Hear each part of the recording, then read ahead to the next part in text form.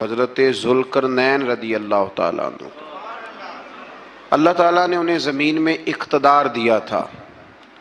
4 لوگ دنیا میں ایسے ہو چکے ہیں جنہیں اللہ تبارک و تعالیٰ نے پوری دنیا میں اقتدار دیا، ایک وقت میں پوری دنیا کا ایک ہی بادشاہ۔ 2 مسلمان تھے، 2 کافر۔ مسلمانوں میں حضرت سلیمان علیہ السلام اور جناب ذوالقرنین علیہ السلام، اور کافروں میں بخت نصر اور نمرود۔ یہ 2 لوگ ہیں جنہیں اللہ نے پوری دنیا میں اقتدار دیا، اور پھر اس کے بعد آنے والے وقت میں اللہ تعالیٰ امام مہدی کو سارا اقتدار عطا فرمائے گا، پوری دنیا کا۔ حضرت ذوالقرنین کے بارے میں 2 روایات ہیں، ایک تو یہ ہے کہ وہ نبی تھے اور ایک یہ ہے کہ نہیں وہ ولی تھے، لیکن مجھے حضرت مولا علی شیر خدا رضی اللہ تعالیٰ عنہ کا قول ملا ہے جس میں آپ نے فرمایا ہے کہ نہیں وہ نبی نہیں تھے، تو اس لیے میرا نظریہ یہی ہے کہ وہ اللہ کے ایک نیک بندے تھے۔ اللہ نے انہیں پوری زمین میں اقتدار دیا۔ وہ ایک مہم پہ نکلے، ان کا ارادہ بنا کہ میں ذرا دنیا کا چکر لگاؤں، تو انہوں نے سفر شروع کیا کہ میں دیکھوں ذرا سورج غروب کہاں ہوتا ہے۔ تو فرماتے میں پہنچا، بڑا گیا، لیکن میں اس مقام تک پہنچ گیا جہاں سورج غروب ہوتا ہے، تو پھر میں نے دیکھا کہ ایک سیاہ کنواں ہے جس کے اندر جا کے وہ چھپ گیا ہے، لیکن رب کریم کی اس حقیقت تک میں پہنچ سکا نہیں۔ پھر آپ فرماتے ہیں کہ میں آگے نکلا تو مجھے ایک قوم کے بارے میں بتلایا گیا جو بڑی خونخوار قوم تھی، بڑی خونخوار، اس کو یاجوج اور ماجوج کہا جاتا ہے۔ یہ قوم اتنی خونخوار تھی کہ یہ درندوں کو بھی کھا جایا کرتے تھے، اتنے لمبے چوڑے ان کے قد تھے، اتنے زیادہ طاقتور تھے کہ سانپ اور بچھو بھی کھا جاتے تھے۔ یہ نکلا کرتے تھے سبزے کے دنوں میں تو ساری کھیتیاں اجاڑ جاتے تھے، ہر چیز تباہ کر جاتے تھے، حتیٰ کہ انسانوں تک کو کھا جاتے تھے۔ تو حضرت ذوالقرنین جب وہاں پہنچے، اللہ تبارک و تعالیٰ نے انہیں ان مظلوم لوگوں کا مددگار بنایا جن پر یاجوج اور ماجوج کی قوم ظلم کرتی تھی۔ انہوں نے آپ سے کہا کہ حضور مہربانی فرمائیں، اس قوم سے تو ہماری جان چھڑائیں۔ آپ نے فرمایا تم میری مدد کرو۔ انہوں نے کہا حضور کس طرح؟ فرمایا بس جسمانی طور پر میری مدد کرو۔ تو آپ نے پھر وہاں ایک دیوار بنائی، ایک دیوار، لوہا کاٹ کر، سیسا پگھلا کر، پتھر ڈال کر ایک بڑی موٹی تازی دیوار بنائی، اور اتنی اونچی بنائی، اور پھر اس کے چاروں جانب آگ جلائی تاکہ وہ لوہا اس طرح پگھل جائے کہ وہ دیواروں کے ساتھ چپک جائے، تاکہ کوئی آدمی پیر رکھنا چاہے تو پیر رکھ کے اس پہ چڑھ نہ سکے۔ آپ نے وہ دیوار بنائی۔ اب اس قوم کا حال یہ ہوا کہ وہ اس کے اندر قید ہیں، وہ صبح جب اٹھتے ہیں تو اس کو توڑنا شروع کرتے ہیں، توڑتے رہتے ہیں، تو جب شام ہوتی ہے تو ان میں سے ہر روز ایک شخص کہتا ہے اتنی رہنے دو، باقی کل کریں گے۔ لیکن جب وہ سویرے اٹھتے ہیں تو اللہ تعالیٰ اس دیوار کو پھر سے مضبوط فرما دیتا ہے۔ نبی کریم علیہ السلام نے فرمایا قرب قیامت میں ایک وقت آئے گا، قیامت کے قریب جا کے ایک ٹائم ایسا آئے گا کہ اس مخلوق میں سے ہی ایک شخص پکارے گا اور پکار کے کہے گا کہ اب سو جاؤ انشاءاللہ۔ اللہ ان کی زبان پہ جاری کہے گا اب سو جاؤ اور سویرے انشاءاللہ یہیں سے شروع کریں گے۔ تو فرمایا وہ چونکہ انشاءاللہ کہیں گے تو پھر اللہ تبارک و تعالی اگلے دن اس دیوار کو وہیں پہ رکھے گا جہاں رات کو انہوں نے اسے چھوڑا تھا۔ اگلے دن وہ توڑیں گے تو دیوار ساری ٹوٹ جائے گی، اور پھر اللہ تبارک و تعالیٰ کا فضل ہوگا تو مسلمان کی طرف وہ بڑھیں گے، وہ قتل و غارت کریں گے، پھر سے وہی درندگی کریں گے۔ تو پھر حضرت عیسیٰ علیہ السلام ان کے لیے دعا کریں گے، تو دعا کا یہ حال ہوگا کہ ان کے وجود پر کچھ ایسی چیزیں برآمد ہوں گی جن کی وجہ سے وہ مر جائیں گے، ختم کر دیے جائیں گے، قیامت کے قریب جا کے وہ دوبارہ آئیں گے۔ اس کے بعد پھر اللہ تبارک و تعالیٰ نے سورہ کہف کی آخری آیات میں 7 سمندر اور ان جیسے اور بھی آ جائیں، فرمایا 7 سمندر ہوں اور ان جیسے اور بھی آ جائیں اور مل کر وہ روشنائی بن جائیں تو میرے رب کے کلمات ختم ہونے سے پہلے سمندر ختم ہو جائیں گے۔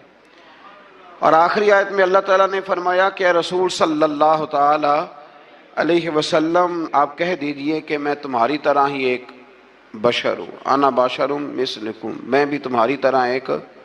اب مثلکم کا بہت سارے لوگوں نے ترجمہ اپنی طرح کا کر لیا ہے، حالانکہ حضور صلی اللہ تعالی علیہ وسلم نے فرمایا کہ بشر ہونے میں تمہاری طرح ہوں، رسول ہونے میں تمہاری طرح نہیں، اللہ کا حبیب ہونے میں تمہاری طرح۔ اور وہ یہ جو میں کہہ رہا ہوں نا نہیں، تو یہ صحیح بخاری کے لفظ ہیں، حضور نے فرمایا ایکم مثلی، کون ہے تم میں جو میری طرح ہو، یہ صحیح بخاری کے لفظ ہیں۔ اللہ تبارک و تعالیٰ سمجھنے کی توفیق عطا فرمائے۔ پھر اس سے آگے سورہ مریم شروع ہوتی ہے۔ اس صورت میں اللہ تبارک و تعالیٰ نے حضرت زکریہ علیہ السلام کا ذکر فرمایا ہے کہ وہ لا ولد تھے اور بڑھاپے کی عمر کو پہنچ چکے تھے۔ انہوں نے اللہ تعالیٰ سے اولاد کی دعا کی جو ان کا اور آل یعقوب کا وارث ہو، تو اللہ تعالیٰ نے انہیں بیٹے کی بشارت عطا فرمائی جس کا نام انہوں نے یحییٰ رکھا، بلکہ یہ نام انہوں نے پہلے سے رکھ لیا تھا، یہ یحییٰ نام انہوں نے پہلے سے رکھ لیا تھا۔ مجھے اب لوگ کس سینس میں مسئلہ پوچھتے ہیں یہ نہیں مجھے پتا، لیکن مجھ سے ایک دوست نے کچھ دن پہلے پوچھا کہ پیدائش سے پہلے بچے کا نام رکھنا جائز ہے، تو میں نے انہیں کہا کہ ہاں، آپ سورہ مریم پڑھیں گے تو آپ کو اندازہ ہوگا کہ حضرت زکریہ نے بیٹے کا نام پہلے ہی رکھ دیا تھا، کیونکہ انہیں یقین کامل تھا کہ رب کریم مجھے بیٹا ہی عطا فرمائے گا۔ تو حضرت یحییٰ علیہ السلام کو اللہ تعالیٰ نے بچپن میں ہی نبوت عطا کی اور کتاب دی۔ ان کے اوصاف یہ بیان کیے کہ وہ پاکیزہ اور متقی تھے، ماں باپ کے ساتھ نیکی کرنے والے تھے اور سرکش نہیں تھے۔ ان پر سلام ہو جب وہ پیدا ہوئے، اور ان پر سلام ہو جب ان کی وفات ہوئی، اور قیامت کے دن جب انہیں اٹھایا جائے گا۔ اس سے معلوم ہوا کہ نبی کریم علیہ السلام پر یا کسی بھی نبی پر سلام بھیجنا، اور اس دن پر سلام بھیجنا جس دن اللہ تعالیٰ نے انہیں پیدا فرمایا ہے، یہ قرآن مجید سے ثابت ہے۔ یعنی آپ یہ کہہ سکتے ہیں کہ جس سہانی گھڑی چمکا طیبہ کا چاند، اس دل افروز ساعت پہ، دل افروز ساعت پہ اللہ، تو یہ عین قرآن مجید ہے کہ جس دن وہ پیدا ہوئے اس دن ان پر سلام۔ اللہ تعالیٰ سمجھنے کی توفیق عطا فرمائے۔ پھر اس سے آگے چل کر حضرت مریم سلام اللہ علیہا کا ذکر ہے کہ ان کے پاس فرشتہ آیا۔ ہم تیسرے پارے میں بھی ان کا ذکر پڑھ آئے، پھر ایک آدھ اور جگہ پہ بھی اشارتاً کنایتاً ان کا تذکر آیا کہ ان کے پاس فرشتہ انسانی شکل میں آیا، اور فرشتے نے آ کے کہا کہ میں آپ کو بیٹے کی بشارت دینے آیا ہوں۔ کہنے لگی میرے پاس کیسے بیٹا آئے گا، مجھے تو کسی مرد نے چھوا ہی نہیں۔ تو فرمایا رب ایسے ہی کرتا ہے جب وہ کسی کام کا ارادہ فرما لیتا ہے۔ تو حضرت مریم کے ہاں اللہ تبارک و تعالیٰ نے حضرت عیسیٰ علیہ السلام کی ولادت فرمائی۔ حضرت عیسیٰ بغیر باپ کے پیدا ہوئے، اور حضرت آدم علیہ السلام غیر ماں باپ کے پیدا ہوئے، تو یہ اللہ کی قدرت کی نشانی ہے۔ اب حضرت عیسیٰ علیہ السلام کی جب ولادت ہوئی تو یہ آپ کا معجزہ اور حضرت مریم کی کرامت سامنے آئی کہ آپ ایک خشک کھجور کے نیچے بیٹھی تو اللہ تعالیٰ نے اسے سرسبز و شاداب کر دیا، اور آپ اس کو ہلاتی تھی تو وہ کھجوریں گرتی تھی۔ بڑی پریشان تھی آپ کے قوم کے سامنے کیا منہ لے کے جاؤں گی، لوگ کیا کہیں گے۔ لوگوں کے لیے الزام لگانا، پروپیگنڈا کرنا بڑا ہی آسان کام ہے۔ دو ہی تو کام دنیا میں آسان ہے، ایک بدگمانی کرنا اور ایک غیبت کرنا، اور اتنا مزیدار کام ہے کہ آپ ساری دیہڑی کرائیں، کوئی بندہ تھکنے کو تیار معاذ اللہ ثم معاذ اللہ سارا دن، اور اگر آپ کہیں کہ اللہ کا ذکر کرو، تسبیح لے لو، صرف 500 دفعہ درود شریف پڑھ لو، تو پھر کیا بنے گا، کام یاد آ جائے گا، بہت سارے لوگوں نکل لیں گے۔ کبھی کبھی کچھ چیزیں بڑی یاد رہ جاتی ہیں۔ ایک شاعر نے ایک شعر کہا تھا، میری تھوڑی سی شعری ذوق ہے تو مجھے دلچسپی ہے، رہ جاتی ہیں کچھ باتیں ذہن میں۔ ایک دفعہ ہمارے ایک دوست کے بارے میں کچھ پراپوگنڈا ہونے لگا، تو میں نے انہیں ایک شعر لکھ کے بھیجا، مجھے یاد تھا، میں نے ایک شعر لکھا۔ کسی شاعر نے کہا تھا کہ مخلوق تو فنکار ہے اس درجہ کے پل بھر میں، سنگے در کعبہ سے بھی اصنام تراشے۔ کعبے کے اندر سے مٹی لے کے لوگ بت بنا لیتے ہیں اور اللہ کا شریک بناتے ہیں۔ تو کہنے لگا شاعر کہ مخلوق تو فنکار ہے اس درجہ کے پل بھر میں، سنگے در کعبہ سے بھی اصنام تراشے۔ تم کون ہو کیا چیز ہے داغ کبابی، لوگوں نے تو مریم پہ بھی الزام تراشے۔ لوگ تو منٹ لگاتے ہیں، وہ جو رہی مسجد میں، پلی مسجد میں، لوگوں نے الزام لگانے کا وقت آیا تو الزام لگا دیا، سید عائشہ صدیقہ پہ لگا دیا۔ صدیق کی بیٹی اور صدیقہ. آپ سوچ سکتے ہیں کہ لوگ کہاں تک جاتے ہیں اور باتیں کہاں تک پہنچتی ہیں.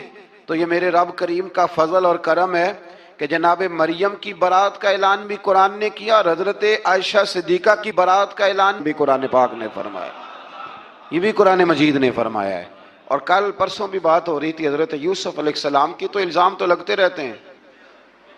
تو میں نے اس دن بھی سوال کیا تھا، پھر دہراتا ہوں کہ غلطی کیا تھی حضرت یوسف کی. کبھی کنواں اندھیرا، کبھی بھائیوں کے تھپڑ، کبھی مصر کا بازار. اور ذرا سوچو تو صحیح، جب بولیاں لگتی ہیں انسان کی تو کیا حال ہوتا ہے. اور پھر ذرا یہ بھی تو دیکھو نا کہ جب زلیخا نے الزام لگایا تو پھر کیا حال ہے. اور پھر 12 سال کی جیل.